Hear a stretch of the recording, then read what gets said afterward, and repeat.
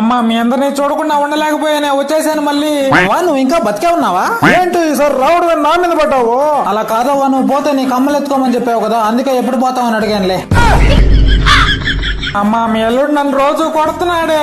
ఏమైందమ్మా? ఇంకా ఎక్కువ కట్నం కావాలంట. నేనన్నాను మా అమ్మోళ్ళు నేను అడగాలే కానీ ఇవ్వకుండా ఉంటారా అన్నాను. నాన్న మన పొలం అమ్మారంట, నాకేంటమ్మా బాగా వేయలేదు. అది మీ తమ్ముడు చదువు కోసం అమ్మేలేమ్మా. అంతలోకి పరాయిదం చేసేసారు కదా. చిన్నప్పుడేమో నా కూతురు కూడా నా కొడుకుతో సమానం అన్నారు కదమ్మా. ఇప్పుడు ఏమైంది నీకు?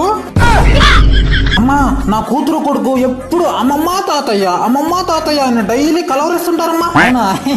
అందుకే నేను ఒక నిర్ణయానికి వచ్చేసానమ్మా. వాళ్ళిద్దరిని ఇంటికాడే వేస్తానా, వాళ్ళిద్దరిని డిగ్రీ వరకు చదివించి వాళ్ళిద్దరికి పెళ్లి చేసే బాధ్యత మీదేనమ్మా. అరే మీ అందరిని వదిలి వెళ్ళాలంటే నాకు అదోలా ఉందిరా. ఏంటక్క ఇంకో 4 సంచులు ఎత్తుకోబాకపోయినావా? అరే నువ్వు ప్రతిసారి ఎక్కువ మాట్లాడుతున్నావు, ఈసారి గీపు విమానం అయిపోద్ది. అరే తమ్ముడు మొన్న తీసుకోపోయాను కదా షర్టు, ఆ షర్టు భలే నచ్చిందిరా మీ బావకి. అట్లాంటి షర్ట్లు ఇంకో 4 పట్టుకోరమ్మన్నాడు రా. తీసుకోరారా తమ్ముడు. ఇంకెందుకు మమ్మల్ని కూడా ఎక్కడ అమ్మేసేయకూడదు? అవునులేరా, నేను మరీ అంత దుర్మార్గురాల్లా కనిపిస్తున్నాను కదరా మీకు. అయినా అమ్మదాం అనుకున్నా మిమ్మల్ని ఎవరు కొంటారా? దేవుడా ఎందుకే ఇట్లాంటి రాక్షసి నాకాగా ఇచ్చావు నాకు.